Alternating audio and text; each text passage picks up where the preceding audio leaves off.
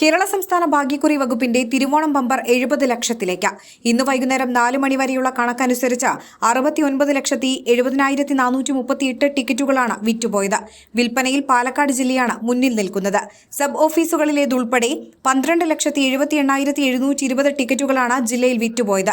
തിരുവനന്തപുരത്ത് 9,21,360 ടിക്കറ്റുകളും തൃശൂരിൽ 8,44,390 ടിക്കറ്റുകളും വിറ്റുപോയിട്ടുണ്ട്.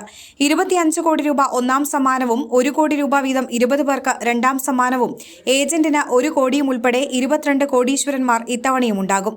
50 ലക്ഷം രൂപ മൂന്നാം സമ്മാനവും യഥാക്രമം 5 ലക്ഷവും 2 ലക്ഷവും 4ഉം 5ഉം സമ്മാനങ്ങളും 500 രൂപ അവസാന സമ്മാനവുമായാണ് തിരുവോണം ബമ്പർ വിൽപ്പനയ്ക്കെത്തിയത്.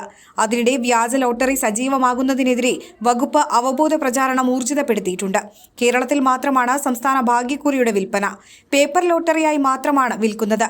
ഹിന്ദിക്കൊപ്പം തമിഴ്, കന്നഡ, തെലുങ്ക് ഭാഷകളിലും വ്യാജ ലോട്ടറിക്കെതിരെയുള്ള അവബോധ പ്രചാരണം ശക്തമാക്കിയിട്ടുണ്ട്.